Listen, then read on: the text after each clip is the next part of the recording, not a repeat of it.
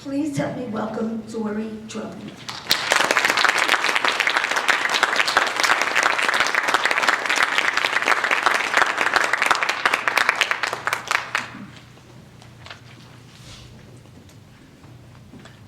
If you could achieve absolute success in only one area of your life, what would it be and why?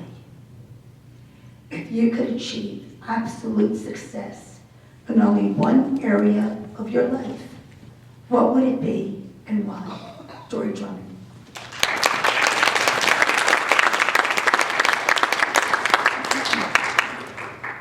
Thank you, Madam Contest Master. Fellow Toastmasters, it's difficult to pick just one area because I firmly believe a person needs to be well-rounded.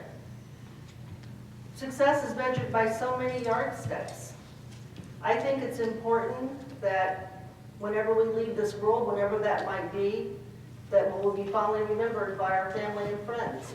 I think that's a significant measure of success. I hope, I'd like to think I'm a success to some extent in my career. It's nothing that's going to make me famous or make me a lot of money. But as a public defender, I represent people who some people would describe as downtrodden. I kind of got a real education recently. I've lived in Poplar Bluff, Missouri for over 2 years. And about 2 or 3 weeks ago, I wandered through some part of town that I hadn't been in before, thinking I was just cutting through back roads to get back to my office. What I didn't know is that in the middle of a town of 20 to 25,000 people, I would find dirt and gravel roads. Not just one, but several. And the houses were not in the best of condition. In fact, they were very dilapidated. And it kind of got to me right here because I realized that a lot of my clients live there. And those are the people I'm fighting for. And my job is no longer just a job. It made being a public defender a calling. I think that's a form of success. As I said, it won't make me famous, it won't make me rich. But if I make a difference in the lives of these people, if I can help them get on the right path so that they can succeed, then to me, that would be a success, and one of which, whenever I leave this world, I would be very proud to have achieved. Madam Contest Master.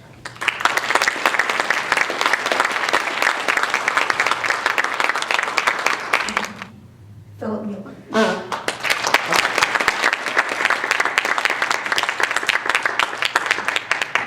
Madam Contest Master, fellow Toastmasters, all you cowpokes out there.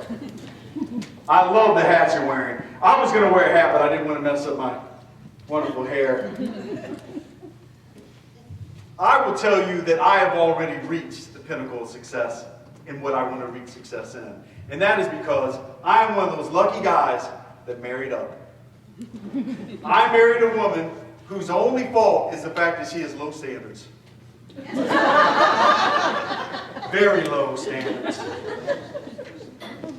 I have a beautiful wife. In fact, one of my cardinal rules about table topics is always infuse my beautiful wife into table topics.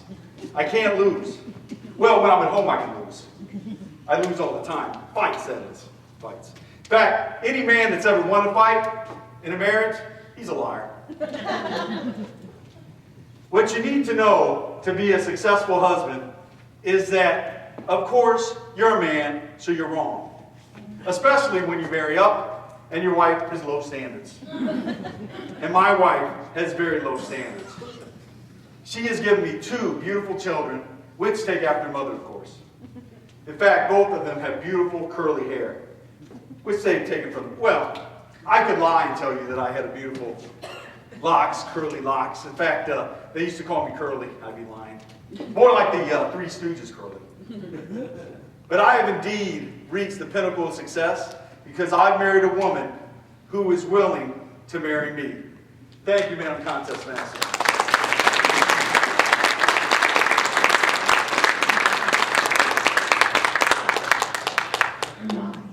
Ray Allen.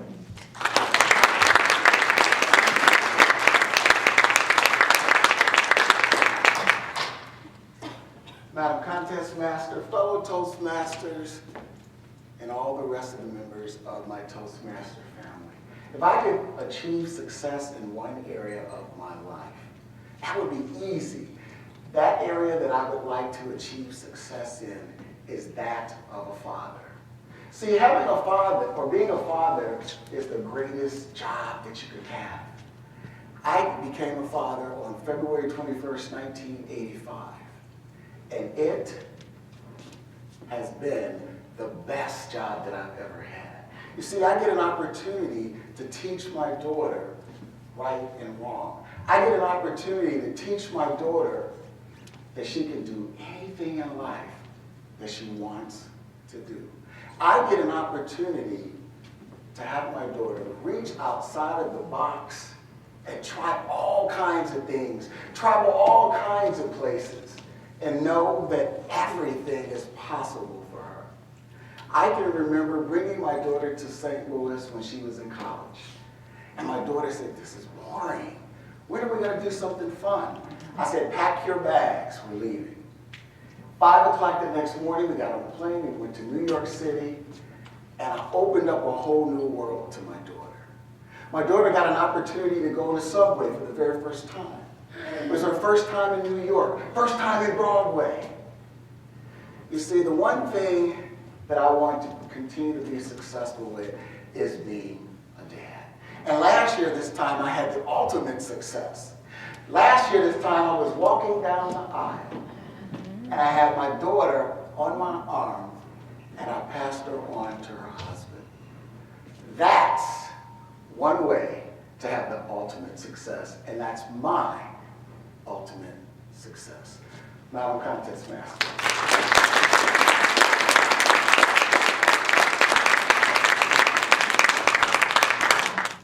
Debbie Hyde.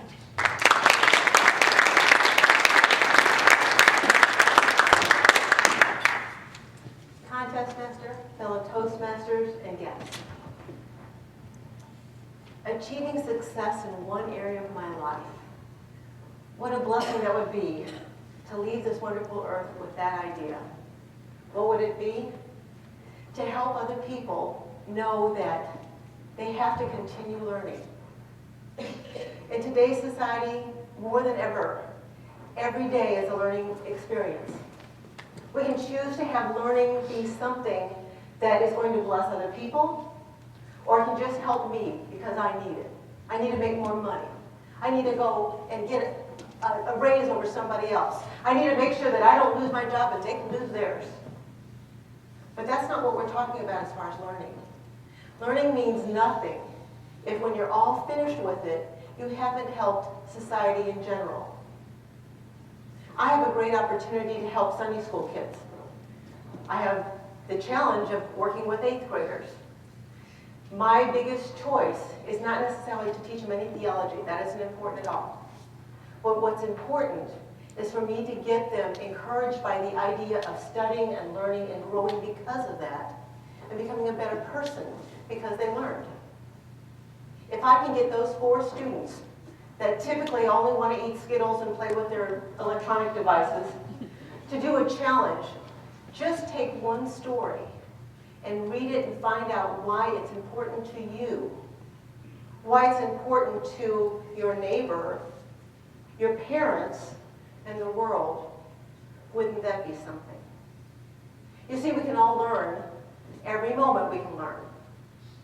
There isn't a day that goes by that everybody isn't exposed to something new. My challenge to each one of you is to think about learning as not something that's a personal achievement that you can get on with your life, that you can bring the whole society up with you and bless everybody. If everybody had that goal together, what would it look like? What would it feel like? Would we be fighting each other, or would we really be working together for a common cause? Contest master.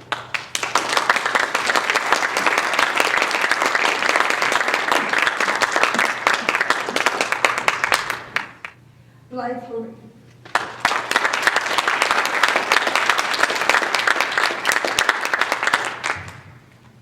If I could have gone to college instead of getting married when I was 18 years old, I feel like I could have achieved a lot more than I have in life.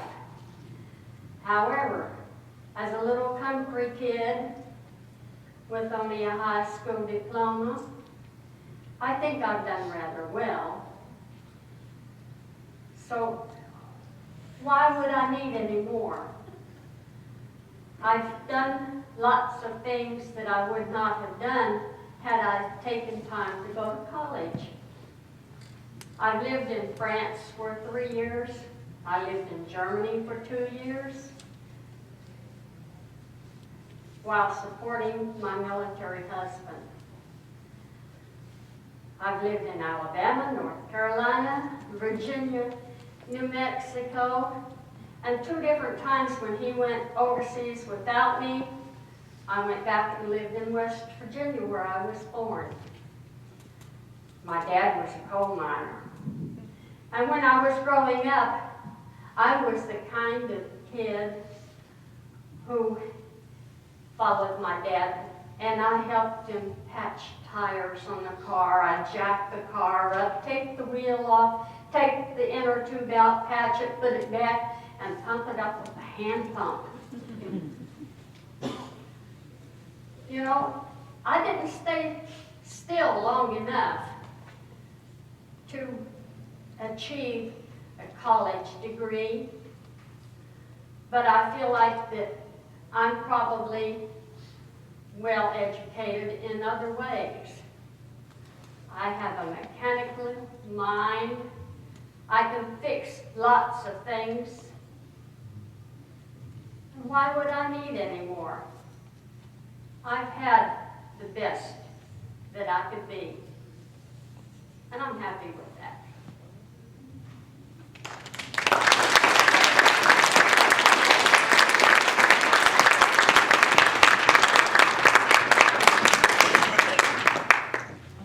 Third place, table topic speech contest. Oh, she's a past district governor. Dory Drummond.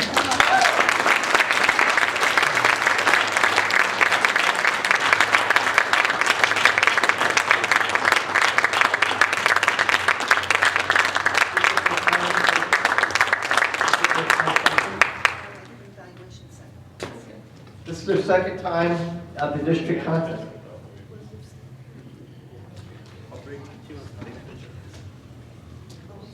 No, you're in there.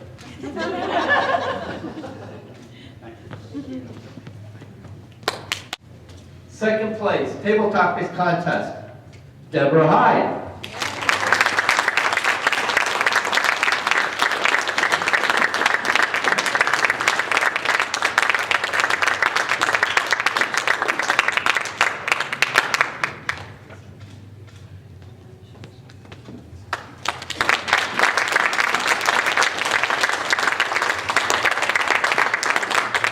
The first place, District 8 Table Topics Contest, Raymond Allen.